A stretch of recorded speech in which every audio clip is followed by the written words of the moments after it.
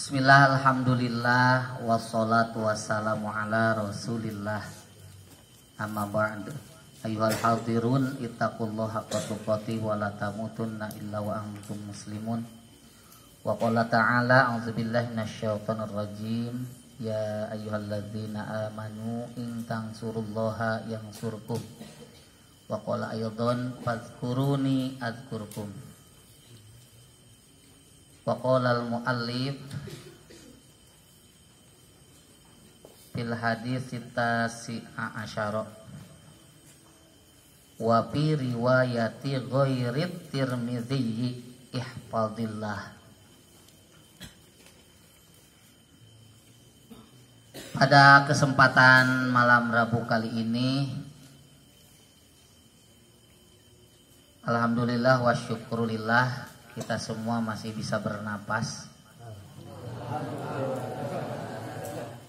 diberi usia panjang dalam keadaan sehat walafiat, dan semoga senantiasa kita bisa beristiqomah, konsisten menjalankan ibadah kepada Allah Subhanahu wa taala.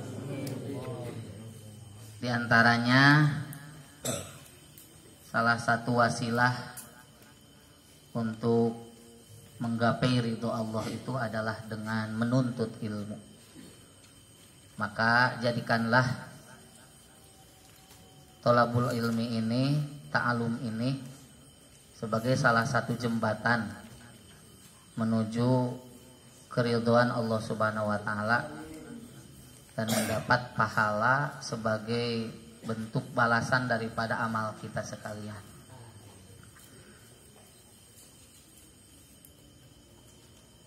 Pada kesempatan malam Rabu kali ini, seperti biasa, pelajaran tentang hadis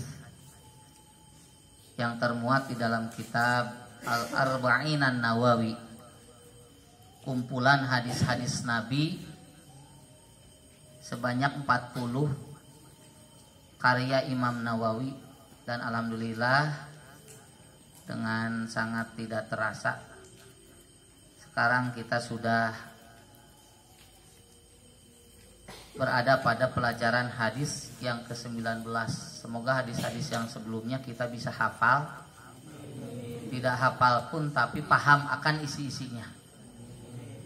Dan kita senantiasa mendapat keberkahan dari Allah serta Rasulullah nanti memberikan syafaat kepada kita di yaumil akhir.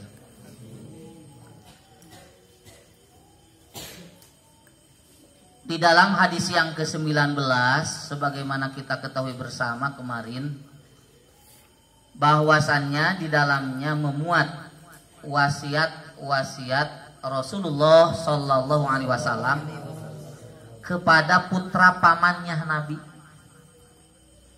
Abdullah bin Abbas. Karena dari Abbas itu termasuk pamannya Rasul, dari Abdu Manaf.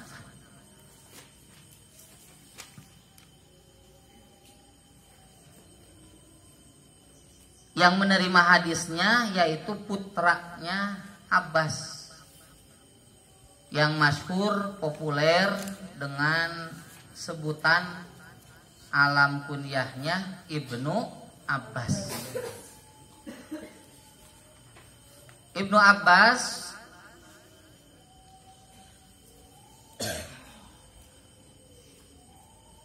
mendapat wasiat, atau kalau bahasa kita, wasiat itu pepatah yang isi dari pepatah tersebut bermanfaat yang sangat luar biasa untuk kepentingan duniawi dan kepentingan ukhrawi. Secara khusus memang wasiat tersebut kepada Ibnu Abbas, tapi secara umum wasiat Rasul ini mencakup kepada seluruh umatnya yang betul-betul mengakui Muhammad sebagai utusan Allah serta mengimaninya kepada ajaran-ajaran yang dibawanya. Isi wasiatnya tidak banyak, hanya 2 secara umum. Yang pertama mengenai atau tentang wajibnya, harusnya, kuduna gitu. Kita sebagai makhluk, sebagai abid, menjaga hak-hak Allah. Jadi itu wasiatnya. Kewajiban menjaga hak-hak Allah.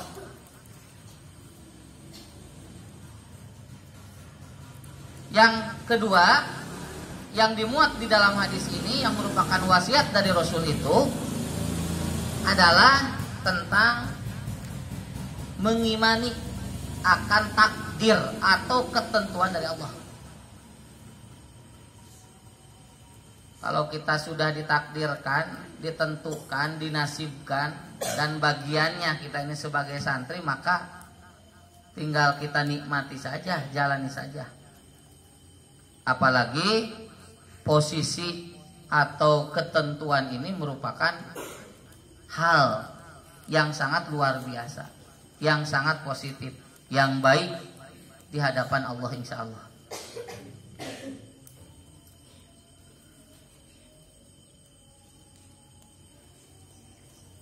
Kemudian dari wasiat Rasul yang meliputi 2 poin oleh Rasulullah Shallallahu Alaihi Wasallam dijabarkan atau diuraikan, dirinci dengan 3 kalimat yang sangat bijak dan menjadi mutiara. Kata-kata mutiara yang di dalamnya mencakup barang-barang yang sangat berharga. Cuman di dalam hadis yang ke-19, yang hadisnya diriwayatkan oleh Imam At-Tirmidzi, di sini ada beberapa redaksi. Yang redaksinya itu berbeda dengan redaksi matan hadis yang sanadnya atau susunan yang meriwayatkan hadis tersebut berbeda-beda. Artinya dengan bedanya sanad atau dengan bedanya perawi, walaupun memang isi dari hadis ini adalah sama tentang hak-hak Allah yang wajib dijaga serta wajibnya mengimani akan ketentuan dari Allah, walaupun isinya memang sama tetapi redaksinya berbeda. Ini tujuannya untuk satu sama lain saling menguatkan dari sisi lafaz atau dari sisi maknanya juga. Kemarin dari sanad hadis yang diterima oleh Ibnu Abbas atau Abul Abbas, Abdullah bin Abbas radhiyallahu anhuma, bahwa ada 3 kalimat penting. 3 kalimat penting yang harus kita perhatikan serta kita amalkan. Wajib ini hukumnya. Kalau kita ingin mendapat balasan daripada amal kita. Yang pertama, tentang penjagaan hak-hak Allah yang wajib kita jaga, yaitu dengan bahasa ihfadillah yahfadka. Jagalah hak-hak Allah, peliharalah syariat budail, la matlubail, la maqsudail Allah. Ibadah kita pasrahkan kepada Allah. Pengabdian kita harus disandarkan kepada Allah. walaupun bentuknya duniawi, bentuknya sesama makhluk, tapi kita di dalamnya harus ada unsur nilai lillahi ta'ala, semata-mata pengabdian kepada Allah. Kenapa? Karena selanjutnya di sana banyak orang yang beribadah kepada Allah tetapi meminta tolong dan lain sebagainya, meminta tolong di luar siapa? Di luar Allah. Maka kata Rasul dalam wasiatnya, idza sa'alta fas'alillah wa idza sta'anta fasta'in billah. Apabila memohon, kita sebagai santri yang dimohon oleh kita mendapat ilmu yang banyak dan manfaat. Yang kedua, kita menjadi insan yang paripurna, insan yang soleh solihah, berguna bagi nusa, bangsa serta agama. Kemudian kita memohon lagi ingin mendapatkan jodoh yang cantik, yang solihah, yang kaya. Sebaliknya cewek juga sama, pingin calon suami itu yang pintar, yang solih, yang kaya, turunannya baik. Hanya sayang di sini tidak ada, jadi tidak ada yang terpilih. Pinta kepada siapa? Allah. Dengan cara apa? Istikharah. Tidak akan rugi orang yang memohon petunjuk dari siapa? Allah. Dan tidak akan sedih orang yang bermusyawarah. Makhoba manis takhoro wa manadama manis tasyaro. Dan meminta tolong juga kepada siapa? Kepada Allah.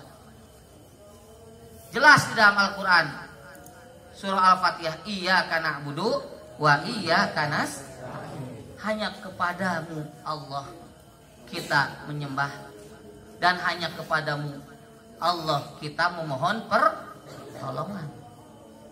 Ya, ibadah kepada Allah, tapi memohon pertolongan kepada mbah dukun. Jadina iyyaka na'budu wa mbah nasta'in. Iyyaka na'budu hanya kepadamu Allah kami beribadah, tapi wa mbah dukun nasta'in, kepada mbah dukun kami meminta pertolongan. Itu berarti tauhidnya mikung, tidak lurus akidahnya. Disebutnya juga orang musyrik. Jadi harus dijaga, awas. Kita harus sayang kepada iman kita, kepada amalia kita, akting kita, ibadah kita. Ibadah kita sudah bagus, sholatnya sudah bagus, kepada sesamanya, sosialnya sudah baik. Tetapi sayang, apabila kita butuh sesuatu, Allah bukan dijadikan tempat untuk diminta tolong. Justru Allah lebih banyak dipinta, Allah akan semakin dekat. Akan semakin dekat. Beda lagi dengan manusia. Kalau manusia semakin sering dipinta, maka akan semakin bosan dan habis. Kalau Allah justru Allah merasa gembira bagi orang-orang yang meminta kepada siapa? Allah. Karena Allah berfirman juga, fadhkuruni adkurkum. Ingatlah kepada kami, maka kami akan mengingatmu. Artinya apabila kita semuanya sebagai makhluk Allah senantiasa berzikir kepada Allah, zikir itu bisa dengan sholat, dengan membaca Al-Quran, bisa juga dengan ta'lim seperti ini, maka Allah akan melindungi kita, karena Allah akan senantiasa mengingat kita. Tapi apabila kita jauh dari Allah, maka Allah pun akan jauh dari kita. Artinya akan mengabaikan kepada kita.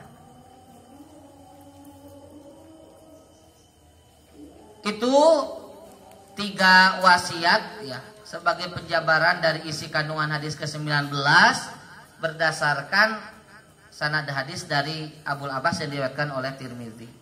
Tapi di lain riwayat Wa fi riwayati ghairi Tirmidzi, di lain riwayat, kalau tadi diriwayatkan oleh Imam At-Tirmidzi, di lain riwayat ada riwayat selain riwayat Imam Tirmidzi, yaitu sanadnya diriwayatkan oleh Abdullah bin Humaid,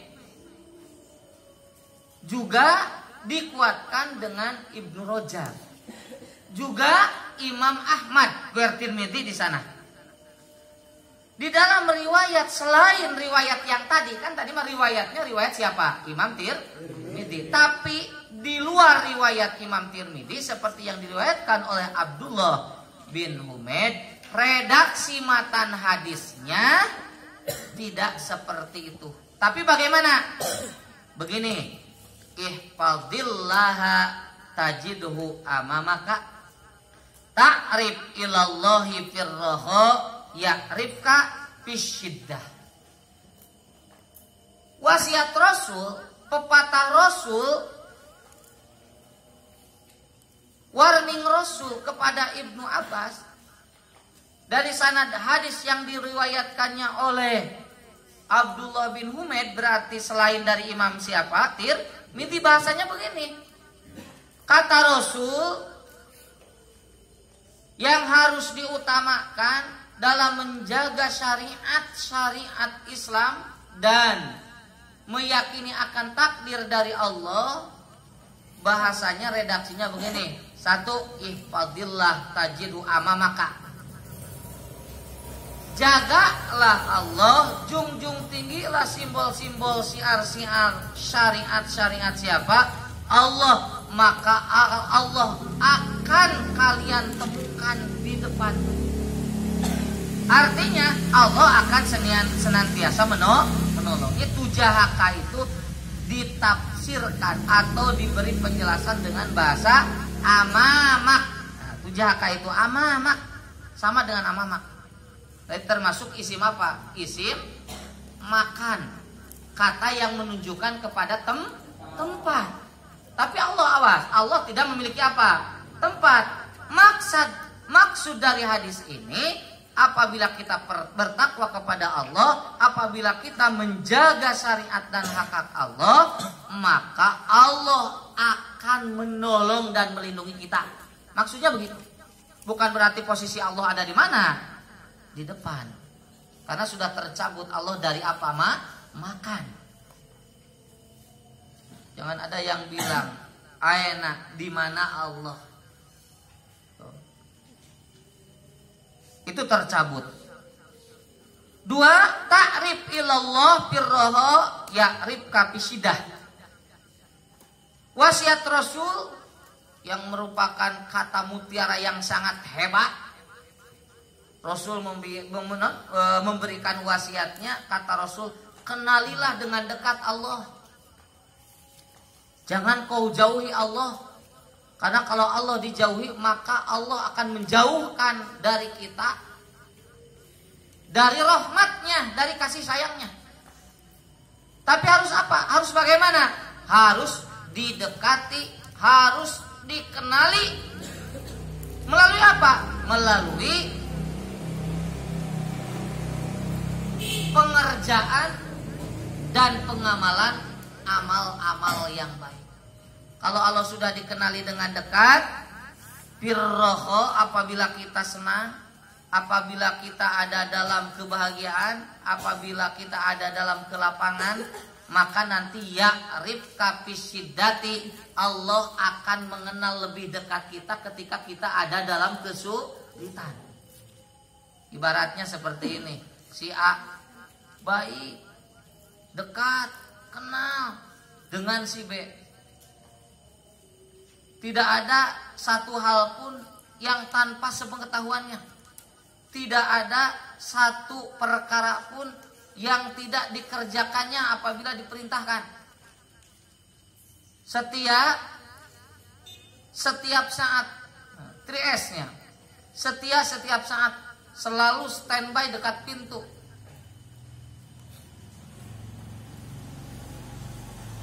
karena selalu ingin kenal dengan baik, ingin lebih dekat. Kemudian terjadi salah satu di antara dua orang tersebut ada yang sakit atau kena musibah. Kira-kira orang yang dikenali dengan dekat oleh kita, orang yang memang selama ini senantiasa berbuat kebaikan kepada kita, kira-kiranya yang satunya lagi mau membiarkan atau berbuat baik, mengurusi dan lain sebagainya, tentunya saja akan kembali berbuat baik, akan kembali melindungi, menjaga, mengawasi, merawatnya dengan baik-baik. Apalagi Allah pemilik semesta alam, termasuk yang menciptakan kita. Apabila kita ma'rifatnya, pengenalannya sudah 100% jazim, full, yakin, tidak kurang lagi, tidak ada keraguan, Allah, Sumallah, Allah dan Allah, kemudian Allah dalam kondisi apapun. Lillah, billah. Di mana baik karena menuju ridho Allah, billah ada di jalan Allah, billah apa yang kita kerjakan itu adalah atas pertolongan dari siapa? Dari Allah. Maka ketika kita mendapat kesulitan, sulit dalam keluarga, sulit dalam mencari ilmu, sulit dalam masalah rezeki, maka ketika dalam kesulitan tersebut karena kita selalu kenal Allah, maka Allah akan mendekati kita dengan memberi segala macam kemudahannya.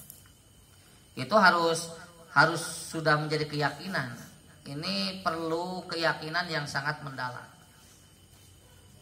Di lain hadis, ini masuknya kepada hadis qudsi yang menguatkan kepada wasiat Rasul, ta'rif ilallah firraha ya'rif kafisidah. Di dalam hadis qudsi Rasulullah Shallallahu Alaihi Wasallam bersabda, Yabna Adam, hei anak Adam, tafarrog li ibadati amla sodro kaginan. Anak Adam, apapun pekerjaanmu, apapun profesimu,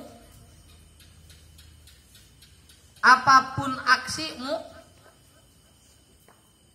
peranmu sebagai apa saja, tetapi apabila yang Anda atau kalian lakukan, walaupun memang surahnya, gambarannya gambaran duniawi, tapi di dalamnya ada unsur li'ibadati, untuk ibadah kepada siapa? Kepada kami, sahur Allah.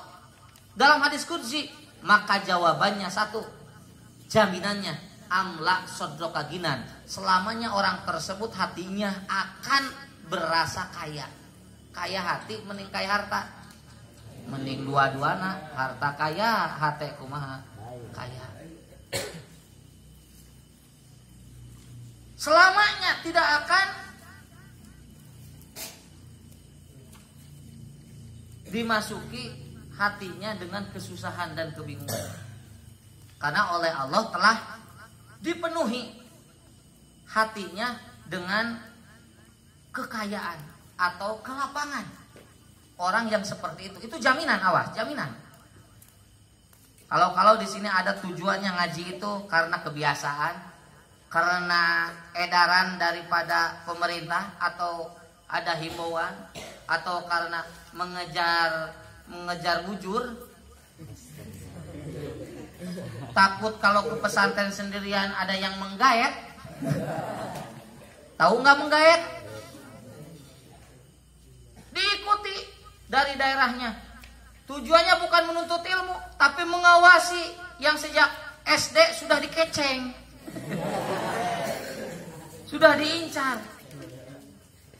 Tujuannya sudah lain, bukan tujuan untuk ibadah kepada Allah.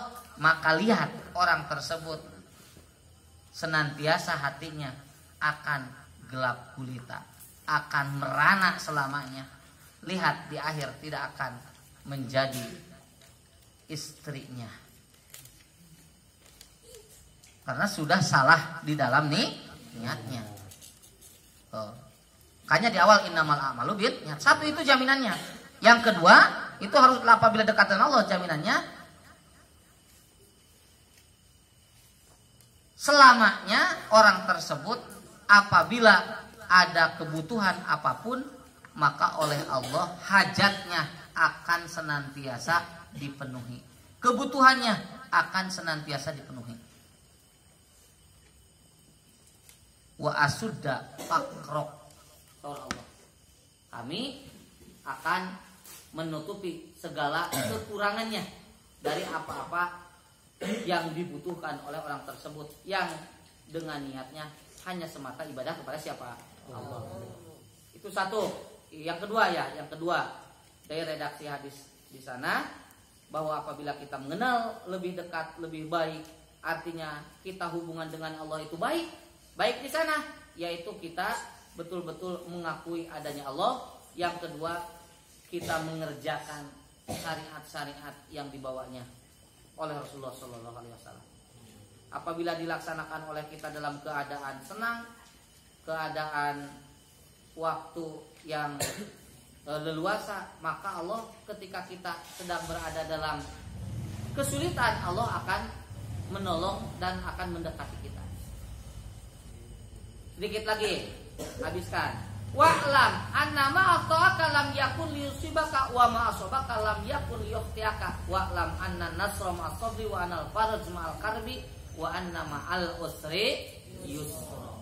Selanjutnya, ini terkait dengan isi daripada hadis yang ke-19 tentang wajibnya kita meyakini akan takdir Allah. Jadi apa yang telah ditentukan oleh Allah, satu kita terima, satu kita yakini, dua kita terima, yang ketiga kita nikmati. Kita ditakdirkan oleh Allah sebagai santri, maka manfaatkan takdir dan ketentuan Allah itu. Yang pertama qabul, terima. Yang kedua nikmati dengan senang hati apa yang telah digariskan atau ditakdirkan oleh Allah. Kalau seperti ini berarti kita ingkar ataupun kita tidak menerima akan takdir Allah. Saya mah jadi santri itu terpaksa, sebetulnya gengsi. Jadi santri itu sebetulnya bukan jabatan ataupun profesi yang menjanjikan. Berarti tidak kita nikmati karena pada saat ini di sini dalam keadaan ini tidak lepas daripada takdir Allah. Kalau menurut bahasa Sundanya sudah biasa jadi bahasa di kita di dieu kieu ayeuna urang tapak damel saha Allah, berarti harus kita terima dan harus kita nikmati dan kita imani. Kalau seandainya kita tidak menerima dengan keadaan seperti ini, sudah berarti termasuk kepada kelompok orang yang mengingkari, yang mengkufuri karena takdir dari siapa? Dari Allah. Artinya dimanapun Anda posisi, dimanapun Anda berada, apapun profesinya, satu terima, kedua nikmati. Nikmati, enjoy. Gitu. Karena tidak tahu nasib atau ketentuan dari siapa? Dari Allah. Karena awas, ini perlu diyakini. Annama ahta'aka lam yakun liyusibaka. Kalau memang Allah sudah takdirkan butut, kalau memang Allah sudah takdirkan jelek, kalau memang sudah Allah takdirkan tidak baik, maka tidak akan menjadi baik. Karena sudah menjadi ketentuan dari Allah. Dan apabila sudah Allah tibakan kepada kita itu kebaikan, kebagusan, kemaslahatan, kebaikan, maka tidak akan menjadi tidak baik, pasti akan baik. Artinya kalau sudah Allah takdirkan A, tidak mungkin menjadi apa? B. Kalau memang sudah Allah tentukan B, maka tidak akan menjadi A.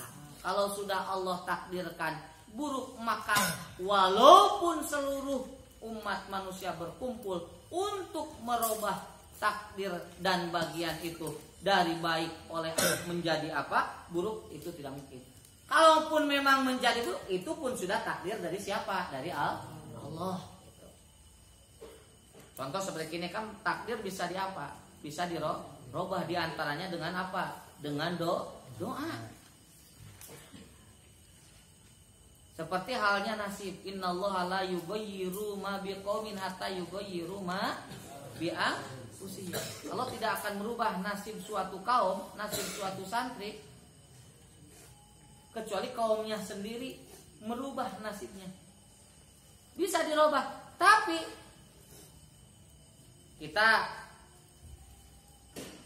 ditakdirkan oleh Allah tidak melihat. Berdoa kepada Allah agar kita bisa apa? Melihat. Kemudian kita bisa apa lagi? Melihat. Robah dari tidak melihat menjadi ya, tapi sesudah kita melihat itu pun adalah takdir dari siapa?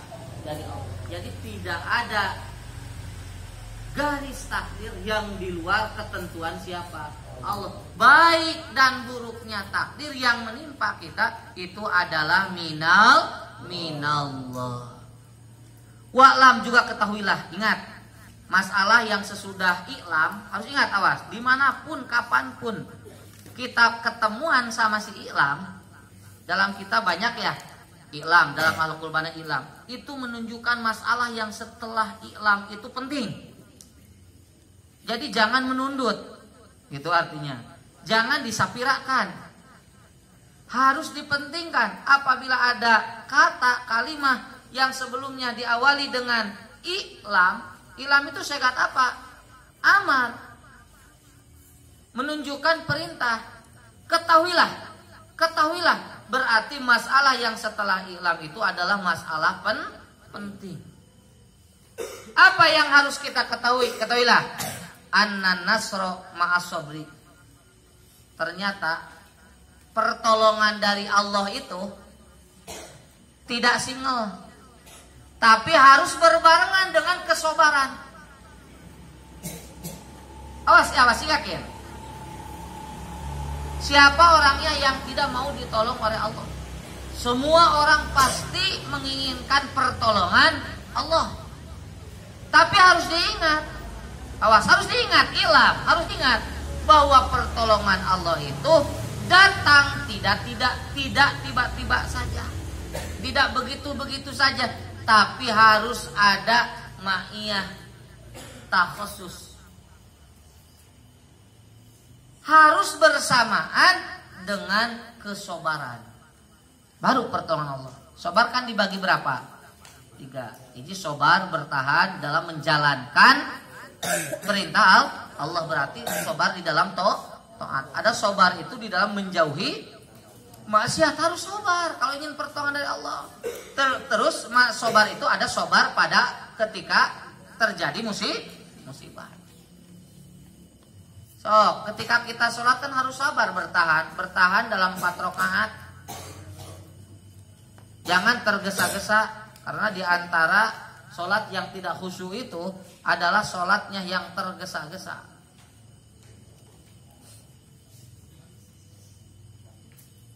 Sholat yang terburu-buru, ingin cepat pulang, ingin cepat tidur, ingin cepat bermain, selalu terngiang di dalam hatinya. Dalam keadaan posisi sholat, hati kita ada di mana-mana, itu tandanya sholat yang tidak khusyuk.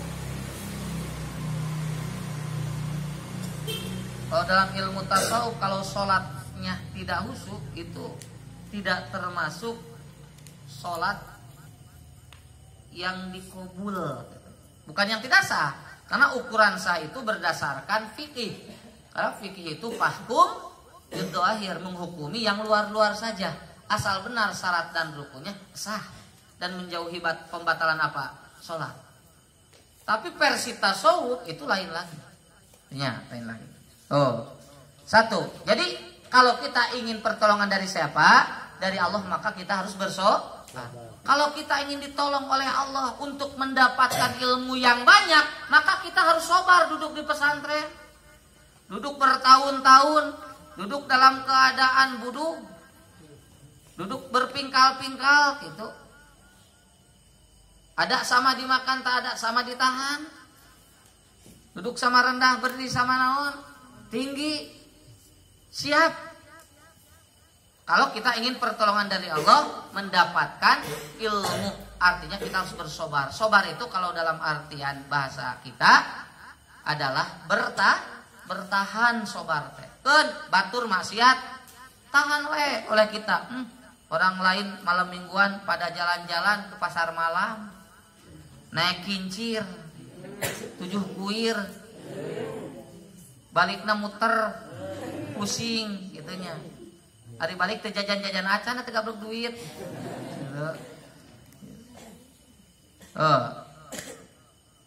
Bersabar kita. Karena dipandang itu adalah hal maksiat. Dari berjalan bersamaan bersama orang yang bukan apanya, mahramnya. Kita bersabar. Tidak terjerumus kalau kita ingin mendapat pertolongan dari siapa? Allah. Wa annal faraj ma'al karbi, dan ingat, karena dunia ini berputar bagaikan roda pedati, ada atas ada bawah, berarti ada susah ada apa juga? Ada susah ada senang. Senang susah itu mah adalah bumbu kehidupan. Kalau senang terus, kapan kita tidak pernah susah, maka kita tidak akan bisa merasakan bagaimana orang yang susah terus, nepi kalepet gitu, nepi kapaeh malarat. Moal sok sakuma susah nasua pasti bakal menang kabu. Keun susah di dunia, nu penting isukan di akhirat kumaha bunga. Wa anna ma'al usri yusra. Ingat. Sesungguhnya beserta kesulitan itu ada kemudahan. Karena kehidupan itu akobah. Banyak tangganya, banyak tanjakannya. Tanjakan naik, ada yang turun. Itu adalah kehidupan, dinamika kehidupan. Inna ma'al usri yusra, sudah menjadi takdir dari siapa? Allah. Demikian penjelasan singkat dari hadis yang ke-19. Mohon dimaafkan apabila dalam penyampaiannya tidak sesuai dengan penjelasan hadis ke-19 ini. Intinya dari hadis ke-19, tetaplah kita senantiasa menjaga hak-hak Allah dan senantiasa kita mengimani, meneguhkan hati akan setiap kejadian atau takdir yang sudah menjadi garis ilahi. Al hadisul isyruna wallahu a'lam.